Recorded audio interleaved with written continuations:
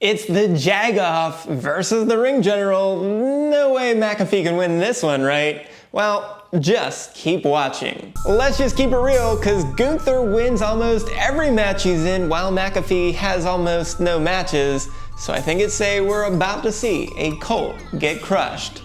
Well, McAfee loves to tell you his backstory about being a kid from the East Hills of Pittsburgh who went from an irrelevant bum to someone who is known everywhere, and that he succeeded not because he had more talent, but because he's a hard worker. And while he was dropping some F-bombs, he wanted to let you know that he is loyal.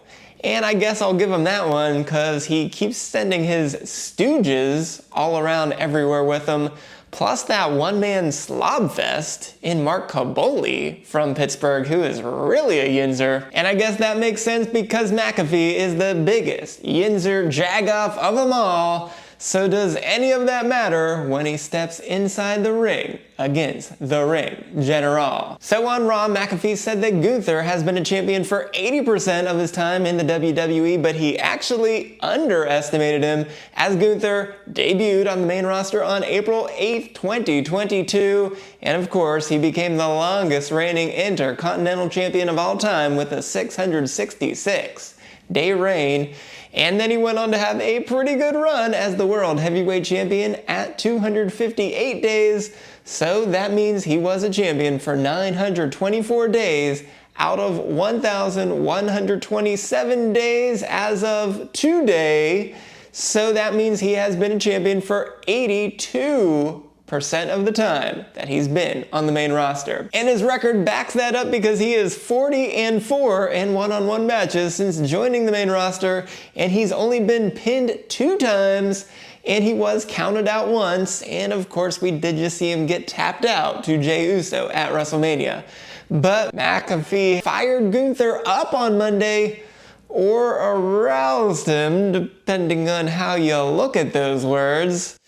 Well, regardless, Gunther promised his full and undivided attention to McAfee and said that he will maul and choke him out.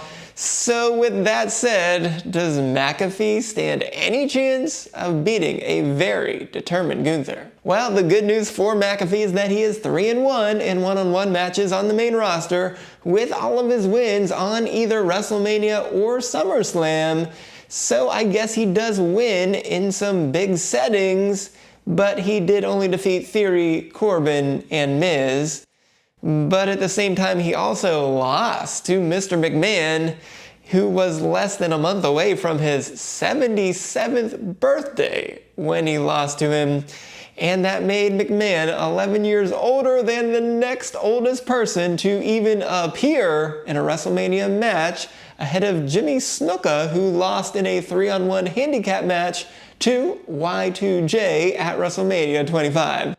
And so McMahon hadn't actually appeared in any match in 9.5 years and hadn't won a one-on-one match in 14.5 years, dating back to when he defeated Triple H by DQ on Monday Night Raw in 2007, when Carlito was a special guest referee. And then after a backstabber, Triple H got upset and hit a low blow on Mr. McMahon. So okay, he had just beaten Theory moments earlier, so perhaps we have to cut him a little bit of slack for already being tired.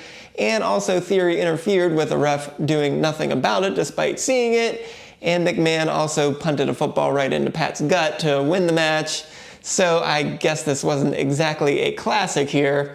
But on the flip side, it was equally not as fair for McAfee to beat The Miz the next year at WrestleMania 39, as Miz was in a very flashy suit serving as a host who was in no way ready for a fight. And also during that match, George Kittle popped out of the first row and interfered for McAfee, so that one really was a tough one for Miz when he really had no chance and got punted to lose. But there were no excuses for Happy Corbin's loss, as McAfee hit basically a super code red off of the middle turnbuckle to defeat Corbin, and Corbin was not exactly in top form, as he had lost 4 out of 5 one-on-one matches against Madcap Moss going into that match.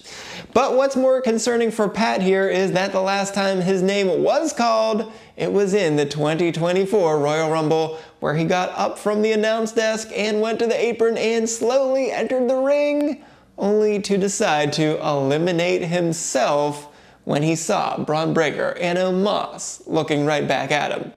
So one would think if you didn't want a chance to become a WrestleMania main eventer by winning the Royal Rumble, one should definitely not want to be in this match, stepping into the ring against the former World Heavyweight Champion for basically nothing at all, except for trying to stick up for Michael Cole. But anyways, let's talk about McAfee's in-ring prowess, if you can say that, as let's just say his moves are limited, as opposed to him always saying Mr. Unlimited on the Pat McAfee Show for Russell Wilson, because other than punching and kicking, he uses pretty much an entire set of Hurricane Ranas, superplexes, swanton bombs, and he also does a pretty good job of backflipping away to avoid damage off of the top turnbuckles. But yeah, that's really about it, other than his finishing moves. When he got lucky with a roll-up to beat Theory, then he did pull off a pretty ugly looking, but apparently still effective, Super Code Red to defeat Corbin. And then he just used his NFL leg with a punt to beat The Miz. So I think we need to be real here, because beating Theory and Corbin, or beating Miz in a suit, is a lot different than trying to beat Gunther with a couple weeks to prepare for him. And since the ring general uses that many or even more moves as finishers alone, particularly that deadly chokehold that caused McAfee to turn bright red, pretty much to match the color of the Raw logo, well, I think Gunther's probably gonna have a pretty easy time here. But speaking of chokeholds, McAfee has had a lifetime of chokes on the football field, because he first went to Plum High School in southwestern PA, and they haven't even won a whippy old championship since 1983, which was before Pat was born. But apparently the only thing that Plum is decent at is having professional wrestlers, because Pat is only the third best WWE wrestler out of that school, because first we have to walk with Elias for the best of them, and then even the very young Thea Hale has 10 one-on-one wins on NXT TV, and then McAfee is third with only 3 wins, and in fact he's 0-2 in his NXT matches. So he has a long way to go to try to catch Thea. So when Pat decided to go to the #1 party college, he also at the same time decided to go to the #1 million academically, when he went to West Virginia University. And even then, when he was there, he managed to miss 2 short field goals of 20 and 32 yards to cost the 10-0 Mountaineers a trip to the BCS championship game, losing to their biggest rival and 28.5-point underdogs in the University of Pittsburgh Panthers, who were having a terrible year at 3-7 entering the game. And then even after that, Pat somehow made it to the NFL, but he got embarrassed there, losing in his only Super Bowl appearance as part of the Indianapolis Colts, losing 31-17 to the New Orleans Saints. But we will give him that his mouth is a lot better than his legs, because he has gone on to great success on the microphone, even though he's only about the 5th or 6th best announcer on WWE TV. Regardless, as long as he's not stepping on the field or inside the squared circle, he does a pretty good job, I guess. We'll give him that. Pretty good. Regardless, it would be best still if Pat would listen to his 2024 Royal Rumble self and just walk away from this one before he even starts.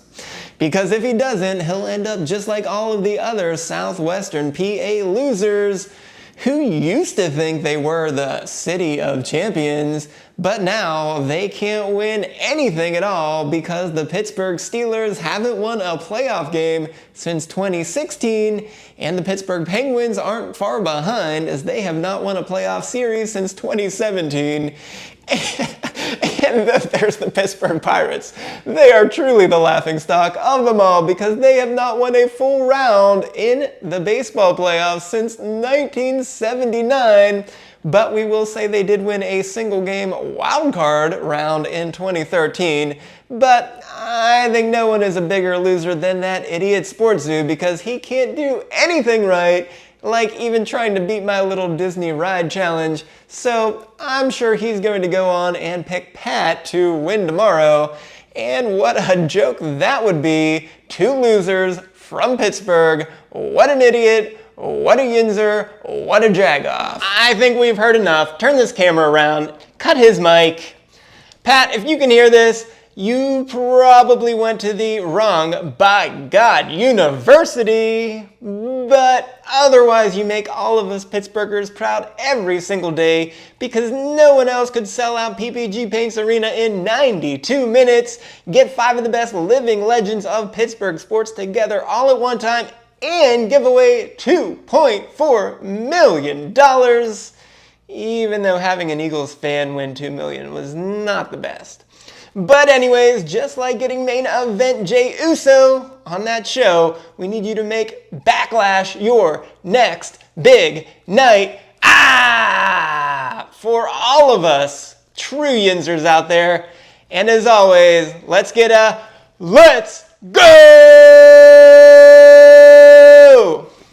And oh yeah, if you missed all of Doc's grades from Raw, including his not very TV PG analysis of Pat and Gunther's promo, be sure to go right on over here and check that out. And for that jabroni Doc, I am the SportsZu, and this has been the OK, Not OK podcast.